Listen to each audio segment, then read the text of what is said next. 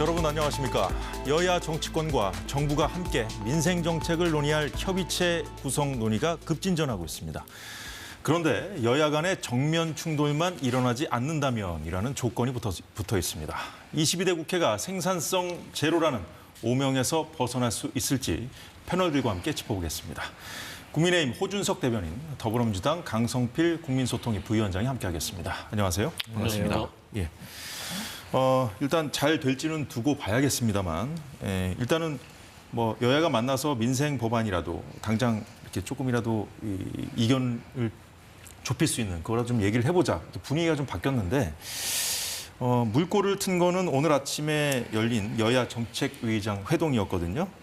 정쟁 때문에 방치돼 있던 민생 법안 최대한 신속하게 처리하기로 의견을 모았다 이렇게 보도가 되고 있던데 일단 공감대 형성만 했다는 겁니까? 아니면 진짜 이렇게 하겠다는 겁니까? 호준석 대변인. 구체적으로 이제 그 몇 가지 법안에 대해서는 이견이 없기 때문에 처리할 수 있다라는 공감대 사실 그 전부터 있었습니다. 그런데 네. 이제 그것은 이제 물꼬를 트는 오늘 구체적인 그 회동이 있었다는 것이 의미가 있는 것이고요. 오늘 뭐 어떤 것은 하자라는 그런 것까지는 이르지 못했지만 예. 기본적으로 이제 몇 가지 법안들 예컨대 이제 그 PA 간호사, 네. 그러니까 피지션 어시스턴트, 그러니까 수술실에서 의사들을 지원할 수 있는 그런 간호사 지금 의료 대란 상황이기 때문에 그 간호법이라든가, 예. 그다음에 전세 사기 특별법, 전세 사기 피해자를 위한 특별법, 그다음에 고준위 방사성 폐기물 관리 특별법, 저건 이제 방패장을 만들 수 있는 근거를 마련하는 건데요. 예. 우리가 지금 K 원전 그 수출 체코에도 24조 원 했는데 방패장이 없이 원전을 짓거나 수출하는 것은 마치 화장실이 없는 아파트를 짓는 것과 마찬가지다라는 겁니다. 그래서 시급한 법안이고요. 부활화법은 잘 아시는 대로 이제 부양 의무를 제대로 하지 않은 부모에게 상속할 수 없게 만드는 그 법, 다 여야가 공감대를 이룬 법들입니다. K칩스법은 이제 반도체 산업 지원하는 것이고요. 예. 이런 것들에 대해서는 이제 큰 이견이 없기 때문에 오늘 회동이 이제 물꼬를 텄고 조만간 처리할 수 있지 않을까 하고 기대하고 있습니다. 아, 그렇군요. 강성필 부위원장. 네. 일단 이 화면에 나오지 않은 것 중에 또 전기료 감면, 네. 취약계층 전기료 감면 등에 대해서도 이제 바로 공감대를 형성한 걸로 지금 전해지고 있는데 좀 이것저것 잴 거 없이 좀 이 정도만이라도 좀 합의가 가능할까요? 저는 그 전기료 감면과 같은 법들, 그리고 방금 호 대변인께서 말씀하셨던 여러 가지 법안에 대해서는 말씀하셨던 것처럼 민주당에서도 반드시 통과를 시켜야 된다고 합니다. 그러니까 고준위 방사선 법 같은 경우도 방패장이 지금 통과돼가지고 짓는다고 하더라도 7, 8년 후에 완성이 되는 그런 문제가 있고 네. 이미 2030년에는 포화 상태에 이르기 때문에 민주당도 그 부분에 대해서 공감을 하고 있어요. 또 간호사법 같은 경우 말할 필요도 없이 저희 민주당에서 이 전부터 사실 주장을 해왔었죠. 근데 이제 총선을 치르면서 의사들과의 갈등이 좀 생기면서 이제 국민의힘에서도 전향적으로 바뀌었다라는데 저는 긍정적으로 생각을 합니다. 근데 사실요, 이 노랑봉투법이라든지 아니면 민생 지원 회복 25만 원도요, 이거 얘기를 시작하잖아요. 그러면 저는 충분히 협의할 수 있는 공간이 있다고 생각을 해요. 그런데 이제 뭐 해병대 특검이라든지 어떤 여러 가지 정치 영역에 있는 법안들이 같이 들어오다 보니까 예. 이게 앞으로 나가지 못하는데 우리가 선의 후난이라고 하잖아요. 쉬운 것부터 해결하고 어려운 네. 것은 나중에 또 지도자들 간의 극적 타결을 할 수 있기 때문에 저는 이번에 원내대표 그리고 정책위 의장들이 지속적으로 만나서 저는 앞으로 좋은 결과들을 만들어내야 된다. 저는 그렇게 보고 있습니다. 네, 어려운 건 나중에 해야 된다고 하시는데 금투세는요, 그건 이제 그 미룰 수는 없는 겁니다. 네. 이게 법안이 마련이 돼도 7, 8개월 정도 이제 선행 효과가 있다고 해요. 그러니까 내년 1월에 안 그러면 시행되게 생겼거든요. 네. 지금 이제 넉 달, 5달밖에 남지 않았습니다. 그런데 이것은 우리가 지난 5일에 월요일에 금 증시가 폭락한 모습 보지 않았습니까? 네. 매우 심각한 상황이기 때문에 이것은 빨리 서둘러서 우선순위에 넣어주십사 하고 야당께 부탁드리고 싶습니다. 이제 한동훈 대표가 오늘도 이 금투세 폐지 토론하자 좀 야당을 거듭 압박했어요. 네. 네. 88년도에 타이완이 비슷한 법을 만들었었는데 그때 엄청나게 증시가 폭락을 했었습니다. 예. 그래서 이제 똑같은 상황을 우리가 또 이제 그 교훈이 있는데 똑같이 반복할 수는 없는 것 아니겠습니까? 대비 차원에서라도 미리 해놓자는 얘기죠. 네. 그리고 이제 글로벌 그 경기 그 침체 우려 때문에 미국 증시 비롯해서 글로벌 증시가 폭락했었지 않습니까? 이것이 이제 어떤 아주 단기적인 현상이라고 볼 수가 없는 측면이 있기 때문에 지금부터 빨리 대비하지 않으면 예. 우리 증시가 지금 뭐 코리아 디스카운트 엄청나게 입을 가능성이 있는 거죠. 네. 자, 강성필 부위원장. 이 금투세 폐지에 대해서는 여전히 여야가 이견을 보이고 있는 것으로 전해지고 있는데 네. 정확하게 지금 민주당 입장이 뭡니까? 공식적으로 민주당의 현재 입장은 금투세와 관련해서는 입장이 바뀌진 않았습니다. 하지만 이제 전당대회가 끝나고 만약에 이재명 전 대표가 된다고 하면 당내에서 조금 활발하게 다시 논의는 해봐야 될 필요가 있다라고 생각은 하고 있습니다. 근데 우리가 이제 이런 점은 좀 알고 있어야 됩니다. 과거 이제 2020년에 여야 합의로 이게 통과된 거예요. 그리고 2023년에도 유예하자고 했을 때도 여야가 합의한 사항입니다. 특히나 당시에 추경호 기재부 장관이 앞장서서 추진했던 겁니다. 그렇기 때문에 여야가 합의했던 부분을 이렇게 바로 뒤집는 것이 맞는지, 그리고 그 전에 저희 민주당으로서는 한 3가지 정도의 조금 검토해봐야 될 상황이 있다. 예를 들어서 코리아 디스카운트라고 하셨잖아요. 그러니까 외국인 투자자에 관련된 거 아니겠어요? 근데 이건 내국인 과세이기 때문에 외국인하고 상관이 없는 부분이 있어요. 그런데 외국인에게도 기관에게도 과세를 해야 된다는 형평성 문제는 반드시 있는 것이고, 요즘도 정부가 세수 펑크에 대해서 많이 얘기를 하잖아요. 그런데 이게 연간 한 3조 정도, 1조 정도, 그러니까 3년간 3조가 넘는 예산이 세입이 없어지는 것이 있기 때문에 여기에 대해서도 어떤 대안이 좀 있어야 되고. 근데 이제 지금 당장은 좀 민주당 입장에서는 껄끄러운 이슈 아닌가요? 아니 그러면 저는 껄끄럽다고 생각하지 않습니다. 그러니까 국민의 눈높이라든지 이게 합리적인 대안이 있다고 하면 그것을 해결한 다음에 얼마든지 저는 바꿀 수 있지, 뭐 정치에 불가능이 있겠습니까? 근데 이제 민주당이 공식적인 입장을 내놓지 않고 있는 사안인데 이거부터 이제 토론하자고 하면 지금 뭔가 좀 여야정 협의체 구성이라든가 이런 거 이제 공감대를 형성하는 상황에서 과연 도움이 되겠습니까? 근데 이제 이재명 전 대표께서도 5천만 원 이상 그 소득이 있을 때 20%나 떼가는 것에 대해서는 국민들의 저항이 있다라는 이제 사실상 이건 유예해야 된다는 그런 뜻을 비춘 내용이거든요. 바로 그 발언을 한동훈 대표가 지금 파고 들고 있는 거잖아요. 파고드는 게 아니라 파고드는 게 아니라 네. 생각이 같으니까 논의하자는 거죠. 그러니까요. 예, 네. 그러니까 이건 사실 국민들한테 여야가 싸우기만 하는 것이 아니라 뭔가 생산적인 일을 하는구나.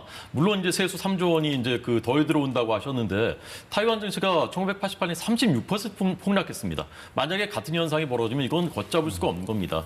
그래서 그 국민들한테 여야가 뭔가를 합의해서 이룰 수 있구나라는 걸 보여드릴 수 있는 그런 그 계기로 만들었으면 좋겠습니다. 대통령실도 이제 금투세 관련해서 입장을 냈는데 국회가 전향적으로 폐지를 논의해달라고 메시지를 내놨어요. 그렇기 때문에 아마도 여야정 협의체 이 얘기가 나올 이 시점에 맞춰서 입장이 나온 거 보면은 뭔가 좀 이걸 고리로 해서 또 분위기가 좀 반전될 수 있을 것 같다는 기대도 해볼 수 있겠는데요. 자, 여야 정책위의장 회동과 동시에 여야 원내대표도 약속이라도 한 듯 일제히 이 정치권과 정부 간의 협의 기구를 구성하자고 제안했습니다. 경제 비상 상황 대처와 초당적 위기 극복 협의를 위해 여야 영수회담을 조속히 개최해야 합니다. 여야가 톱다운 방식의 논의를 통해서 상황 인식을 공유하고 속도감 있게 대책을 모색하는 노력이 그래서 시급합니다. 영수회담과 더불어 그 연장선에서 정부와 국회 간의 상시적 정책 협의 기구를 구축해야 합니다. 민주당에 촉구합니다. 8월 임시의 정쟁 휴전을 선언합시다. 여야 간에 이견이 없거나 크지 않은 민생 입법을 8월 임시국회에서 처리하기 위해 여야정 협의를 하자고 제시한 바 있습니다. 오늘 박찬대 원내대표께서 이에 대해 여야정 협력기구를 설치하자고 답변하였습니다. 환영합니다. 예, 강성필 부위원장께 먼저 여쭤보죠. 일단은 뭐 추경호 원내대표가 환영한다는 말까지 했는데 협의체를 구성하자는 입장은 동일합니다만 자세히 들어보면 좀 방법은 좀 달라 보여요. 뭐냐면 민주당은 영수회담 하자는데 좀 방점이 찍혀 있는 것 같거든요. 그래서 이제 영수회담이 안 되면 다른 것도 안 될 수 있는 거 아닌가, 좀 과한 걱정일까요? 저는 개인적으로는 이걸 좀 분리해서 봐야 된다고 생각을 합니다. 그러니까 예를 들어서 여야의 원내대표 그리고 정책위 의장이 러닝메이트로 해서 같이 여야가 만나서 어떤 법안과 관련해 가지고는 상의를 충분히 할 수 있고 이걸 정기적으로 계속 해 나갔으면 좋겠습니다. 하지만 이제 그 외에도 여야가 피할 수 없는 어떤 쟁점 법안들이 있잖아요. 근데 이런 법안과 관련해서는 민주당으로서는 솔직한 속내가 우리가 한동훈 대표하고 얘기를 했는데 한동훈 대표가 과연 우리와 협의한 내용에 대해서 당에 돌아가서 그것을 관철할 수 있느냐에 대한 의문이 있습니다. 아직 협의도 안 했는데. 그러니까 협의하기 전에도 예. 뻔히 지금 처음 얘기한 게 아니기 때문에 거기에 대해서는 저희가 의문을 가질 수 있는 거죠. 그래서 사실 이러한 결정권에 있어서는 대통령하고 얘기를 하는 것이 훨씬 신속하고 정확하게 협의담이 되지 않을까라는 생각도 있는 것이죠. 동시에 하자 이렇게 좀 이해를 하시는 그러니까 뭐 여야정 원내대표와 정책단위 그러니까 정책은 또 파트 따로 하고 또 영수회담을 통해서 대통령과 좀 큰 문제에 대해서도 얘기를 하고 싶다는 입장입니다. 자, 어떻게 보면 이제 모양새를 보면 그 여당이 민생 법안이라도 먼저 처리하자고 그동안 계속 제안을 해왔는데 그 야당이 이제 받은 모양새거든요. 근데 이제 이렇게 좀 기류가 바뀌게 된 배경이 있을까요? 사실 이번에 전당대회 치르고 있는 중인데도요. 이번에 저 호남 쪽에서의 민심을 들어보면 어쨌든 간에 총선에서 승리하고 또 거기에 대해서 이재명 대표에 대해서 압도적인 지지에 대해서는 변함이 없다는 걸 느꼈습니다. 하지만 지금 현재 민주당의 지도부에 대해서 불만사항이라고 게 있다면 뭔가가 성과물이 없다는 것이죠. 그러니까 법안을 통과시키면 어쨌든 거부권에 막히고 다시 재표결을 하고 나서 폐기가 되는 이게 무한 반복이 되고 있기 때문에 실질적으로 민주당이 지금 해낸 것은 필리버스터 중단시킨 것밖에 없다. 이러한 어떤 원성이 있는 것이 사실이기 때문에 어쨌든 간에 우리가 할 수 있는 것과 없는 것 좀 분리를 해가지고 결과물을 좀 만들어내야 되지 않나 이런 분위기가 있는 건 사실입니다. 호주석 대변인. 일단 네. 그 영수회담 제안에 대한 의견을 주셨는데 일단 그 부분 어떻게 들으셨어요? 영수회담이라는 것이 이제 과거 시대의 이제 권위주의적인 유물이다 그런 비판이 사실 많았었는데 지난번에도 윤석열 대통령과 이재명 대표께서 이제 만나신 뒤에 예. 사실 여러 억측들이 있었죠. 불필요한 억측들이 있었습니다. 뭐 비선이 뭐 그것에 뭐 주선을 논란이 했느니 아니면 무슨 뭐 밀담이 뭐 오간 밀약이 있었느니 이런 얘기들이 있었습니다. 그래서 생산적으로 일을 하려면 예. 저는 대통령과 여야 대표가 함께 만나서 건설적이고 정책적이고 또 보증이 되는 이런 논의를 하는 것이 국민들에게 필요하다라고 생각하고요. 예. 이번에 대통령께서 이재명 대표를 못 만나실 이유가 없다고 생각하고 또 민생을 위해서 저는 자주 만나는 것이 좋다고 생각합니다. 다만 그것이 이제 앞서 말씀드린 그런 단점을 해소하기 위해서는 예. 여당의 대표지 않습니까? 또 국민들의 큰 지지 속에서 지금 출범했고요. 한동훈 대표가 함께 만나서 하자. 그래서 아까 강성필 부위원장님이 품으신 좀 불필요한 의문을 많이 가는 것은 정신건강에 좋지 않은데요. 어쨌든 그런 의문을 갖고 계시니까 예. 같이 만나면 다 해소가 된다라고 저는 생각합니다. 그러니까 이제 여야정이 함께 만나는 것이 또 네, 그렇습니다. 어떻게 들으십니까? 네, 그럼 만약에 저는 사실 만나서 무엇인가를 얘기를 하고 또 풀어내는 것이 중요하기 때문에요. 저는 개인적으로 대통령과 여야 대표가 셋이서 만나는 것도 저는 가능하다고 봅니다. 그런 그 제안이 역으로 들어온다면 네. 영수회담을 고집하지 않을 수도 있다고 보죠. 그리고 자꾸 이제 영수회담과 관련해 가지고 과거 시대의 유물이라고 하면 우리가 영수회담이라는 네이밍 대신에 다른 얘기를 할 수 있는 거예요. 그렇기 표현을 때문에 그렇게 하는 거죠. 네, 그렇기 예. 때문에 너무 그 표현에 집착하지 않으셔도 되고 어쨌든 간에 저는 다른 형태라도 충분히 만나는 것을 제안해 주시면 또 이재명 전 대표가 된다면 고려할 수 있겠다. 그런데 대표가 되시는 게 확실한가 보죠? 이렇게 전제로 해서 얘기하는 거 보니까. 네. 네, 뭐 더 덧붙이지 않아도 될 것 같은데 그 부분에 대해서. 예.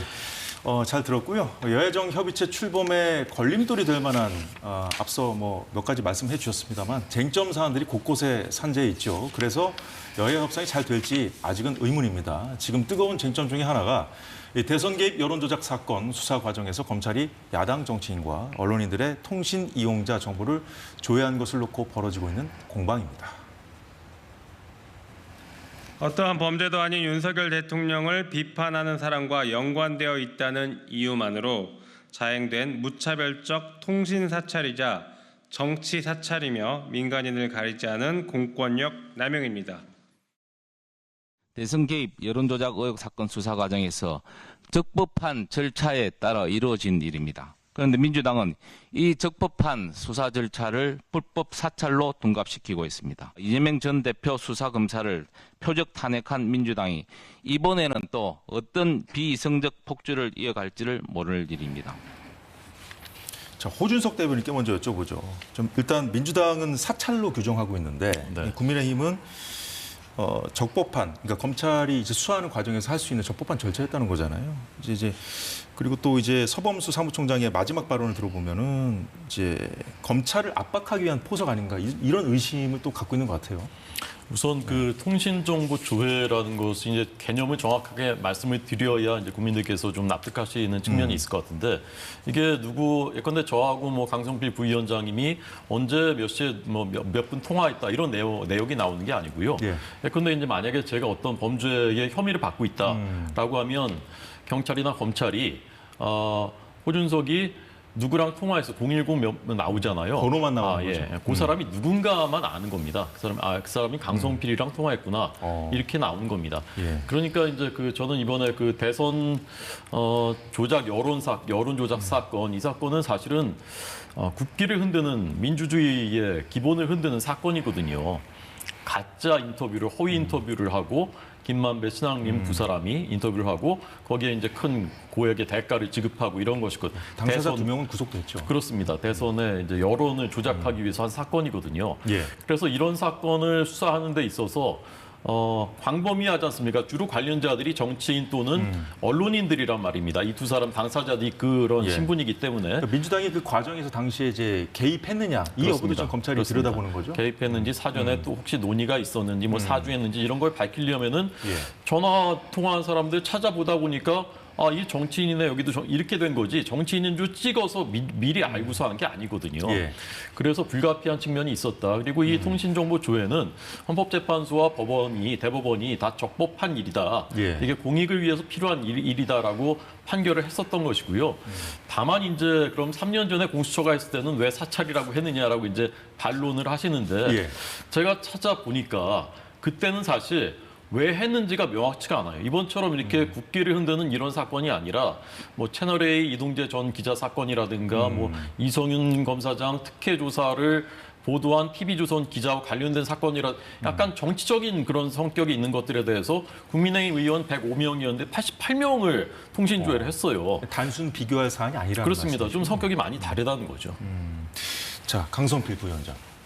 당시에는 이제 불분명하다고 하셨잖아요. 그럼 이번에는 분명한가요? 제가 언론과 관련해서 이제 김만배 신앙님 그 어떤 명예훼손 사건이라고 추측을 하는 거예요. 그리고 문자를 받잖아요. 이 조회를 당하신 분들이 전화하면은요 알려줄 수가 없다 그래요. 연결도 안 됩니다. 그럴 만도 하죠. 왜? 수천 명이기 때문이죠. 그리고 이제 한 3가지 정도를 좀 지적을 해야 될 것 같아요. 그러니까 저도 수사를 하는 과정에서 이게 필요하다고는 생각합니다. 어떻게 이 통신조회 안 하고 수사가 가능하겠습니까? 하지만 이제 이게 전기사업통신법이 바뀌었잖아요. 개정이 돼서 30일 이내에 통지를 해줘야 되는데 만약에 그걸 2번 연장을 할 수가 있습니다. 연장할 수 있는 것이죠. 하지만 연장을 하기 위해서는 요건이 있어요. 뭐 핵심 피의자라든지 뭐 테러범이라든지. 근데요 이번에 조회를 당하신 분들 중에 보면은 초등학생도 있습니다. 초등학생이 뭐 테러고 뭐 핵심 피의자입니까? 아니잖아요. 그러면 3,000명 모두에게 약 3,000명으로 언론에 보도가 되어 있는데 이분들에게 다 이게 해당하는 건 아니기 때문에 핵심 피의자들은 그럴 수 있다고 하지만 나머지까지 그렇게 하는 건 좀 과도했다.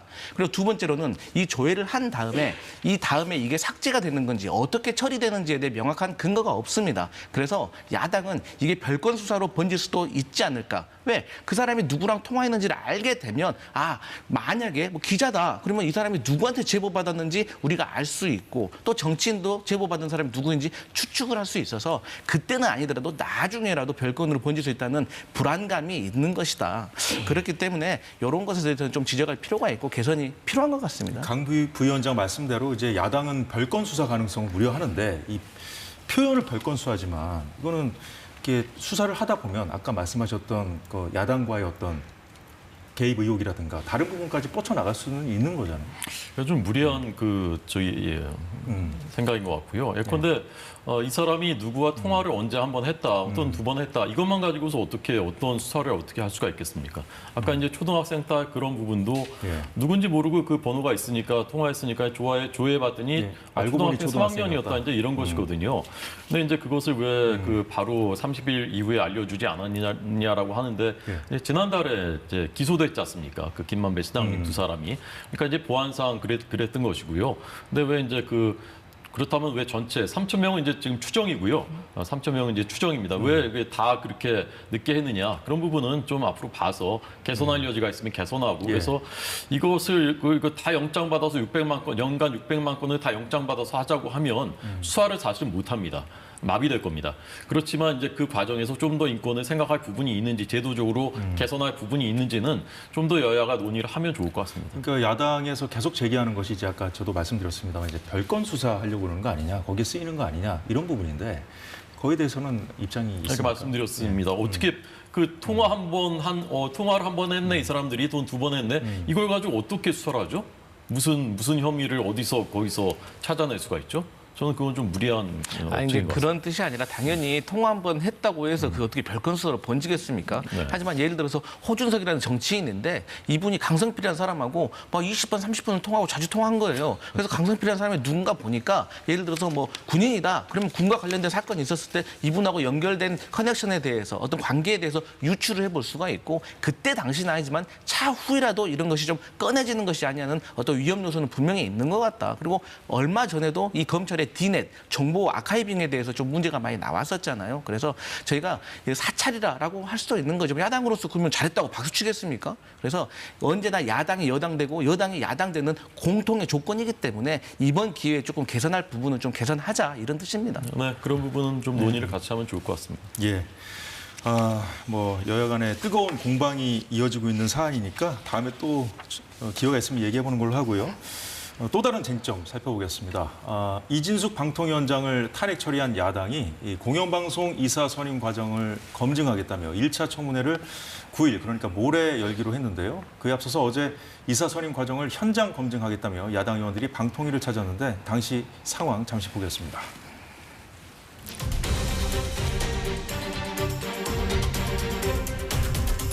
오늘 방송통신위원회에 와서 저희가 박문진 이사와 KBS 이사 선임 과정에서 논란이 됐던 상황을 현장에서 검증하고 또 현장에서 사실관계를 확인하기 위해서 왔습니다. 오후 2시가 아니라 국무회의 끝나는 즉시 와야죠. 뭐 점심 식사 즐기고 오십니까? 말이 안 되고요. 우리 밥 안 먹을 테니까 지금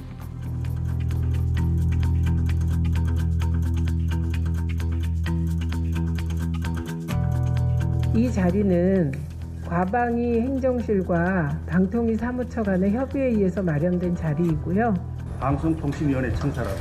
이 청사의 기본적인 관리권은 저한테 있습니다. 현재는. 자료는 주지 마라 한 거고요. 자료를 줄 권한이 없어서 그래서 주지 말라고 했습니다. 굳이 드릴 수도 없는 자료를 왜 보시겠다고 여기 오셨는지 국회에서 지원 감정에 관한 법률 다시 아니 질문하실 자세를 갖추셨어요 지금. 10명이서 지금 수십 명 끌고 와가지고 지금.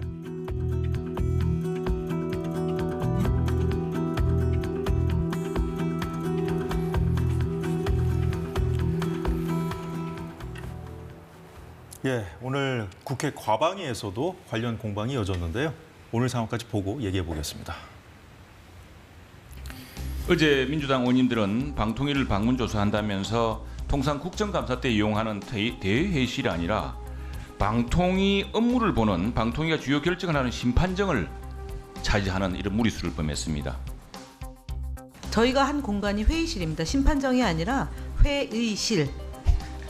최영두 간사님이 현장을 함께 갔으면은 이런 오해나 잘못된 뉴스의 입장에 얘기를 안 하실 텐데 그거는 심판정 점거 무리수 이것은 대단히 유감스러운 발언이기 때문에 속기록에서 삭제를 해야 됩니다. 1차는 언제 하는 거예요? 모레 예정돼 있잖아요. 모레 하지도 않았는데 준비도 안 됐는데 2차를 또 한다. 이유가 뭐냐? 김태규 부위원장이 을 불러내겠다는 것, 걸어놓겠다는 것 이상 이하도 아니다. 라는 점이 저로서는 황당한 회의 운영이라는 생각이 들고 어제 검증이나 자료도 하나도 못 받고 그래서 저는 2차고 3차고 청문회를 계속 해야 된다고 생각을 합니다. 예, 강성필 부위원장께 먼저 여쭤보죠. 네. 어제 상황과 관련해서 오늘 과방위까지 공방이 지금 이어졌는데 과방위에서 쟁점이 된 것이 크게 두 가지 저희가 영상에서 봤습니다. 첫 번째는 이제 심판장 점거 발언에서 할 수 있듯이 이제 방통위 회의석상을 국회의원들이 차지하고 사실상 상임위를 열었다는 거거든요. 저는요, 이 방통위가 이 국회 과방위의 피감 기관이잖아요.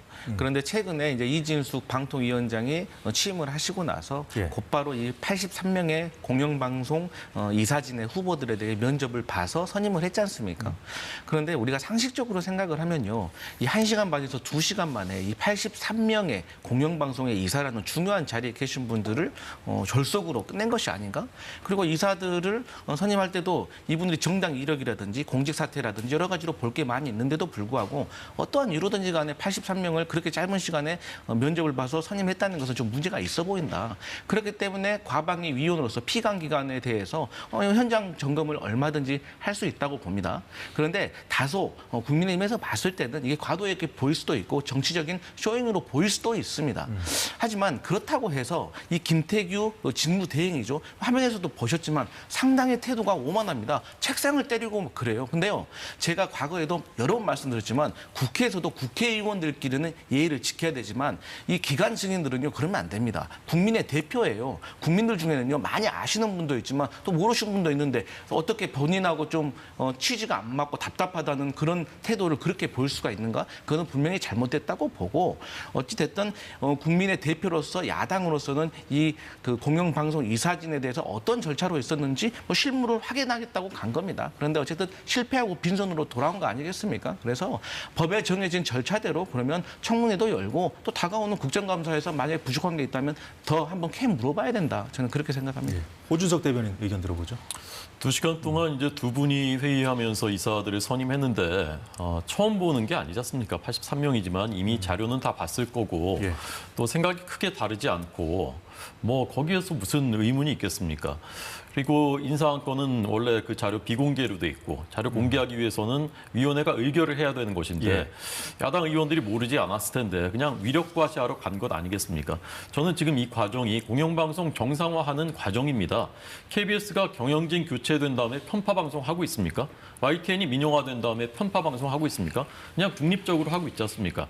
MBC도 그런 방송, 공영방송다운 중립적인 방송 만들겠다는 것입니다. 그것을 합법적인 절차가 지금 진행되고 있는 것인데 힘으로 어떻게든 막아보려고 하는 그런 장면이다라고 생각합니다. 절차상 문제를 여당에서 제기하는 부분에 대해서는 어떤 의견이십니까? 어떤 절차? 그러니까 지금 이 위원회 자리에서 지금 이런 상임위 비슷한 상황이 벌어졌다는 그 부분에 대해서는 어떤? 아까 여당이 지적한 문제에 대해서요. 그러니까요. 부적절한 일이죠. 뻔히 알면서 가서 이제 우리의 힘을 보여주겠다 그런 거 아니겠습니까? 청문회 아직 1차 청문회도 열지 않았는데 2차, 3차 미리 다 정해놓고 다 부르겠다라는 것이지 않습니까? 그러니까 안 나오면 증언과 감정에 관한 법률로 고발하겠다. 이렇게 위협하는 것이죠. 그러니까 할 수 있는 일이 그밖에 없다. 그렇기 때문에 자꾸 위력 과시하는 거라고 봅니다. 예. 이제 강성필 부위원장은 이제 김태규 직무대리의 어제 그 언행이 적절하지 않았다고 그랬는데 그 부분에 대해서는 의견이 없으십니까? 그러니까 너무 소리치거나 뭐 책상을 쳤는지 저는 모르겠는데 책상을 쳤다면 그런 것은 뭐 적절한 일은 아니죠. 서로 또 지켜야 될 부분은 지켰으면 좋겠습니다. 자, 일단 오늘 금요일에 1차 청문회가 예정돼 있습니다. 근데 이제 아직 1차 청문회가 열리지 않았는데 2차, 3차 청문회까지 하기로 이제 의결한 것을 두고도 이제 오늘 공방이 이어졌는데 일단 청문회 이진숙 위원장 그리고 김태규 부위원장 모두 불참할 거라고 하는데 야당이 이제 불참이 이어지면 법적 조치 지금 경고하는 대로 할 거라고 보십니까? 네, 저는 당연히 해야 된다고 봅니다. 그러니까 이게 국회법 절차에 보면 그 상임위원회에서 과반이 찬성을 하면 청문회를 열 수가 있고 청문회 열면 피감기관의 어떤 장으로서 당연히 나와서 국민의 대표자들의 물음에 답을 해야 되는 거예요. 근데 이것을 무조건 일방적으로 나오지 않겠다? 이건 정말 무책임하고 고위 공직자로서의 전 자세는 아니라고 생각합니다. 나와서 할 말 많으시면 또 와서 할 말을 하시고 또 거기에 대해서 야당이 힘이 있어가지고 윽박을 지른다고 하면 그 모습 자체도 언론을 통해서 국민들에게 다 비춰지고 있고 또 비춰지는 여론에 따라서 민주당도 사실 타격을 입을 수도 있는 거거든요. 그런데 무작정으로 저게 안 나온다고 하면 당연히 법에 정해진 대로 고발할 수 있으면 고발을 해야 된다고 저는 생각합니다. 호준석 대변인 어떻게 보십니까? 탄핵 청원 청문회가 그 처음 열렸을 때만 해도 국민들이 뭐가 있나 하고 이제 지켜보셨지만 사실은 윽박지르고 고함치고 한 거밖에 없었고 나가서 뭐 손들고 있으라고 해라 뭐 이런 거밖에 기억이 남지 않았고 그다음에 2차 청문회가 열렸지만 열렸는지 안 열렸는지도 이제는 국민들께서 관심이 없을 정도로 첫째는 팩트가 없기 때문이고요. 없는 사실을 가지고서 만들어내겠다라고 하니까 그런 것입니다. 그리고 이제 태도가 또 문제인 것입니다. 우리 국민들은 그런 태도, 오만한 태도를 원치 않으십니다. 지금 또 하겠다는 이 청문회 그 연장선에 있다고 보고요. 벌써 국정조사 뭐 하겠다, 특검하겠다 계속 이렇게 하지 않습니까? 야당이 힘 있다고 해서 이렇게 힘 자랑하고 폭주하고 이렇게 하면 국민들께서 이제 다 판단하고 계시고요. 이런 식의 청문회가 과연 무엇을 얻기 위한 것인가?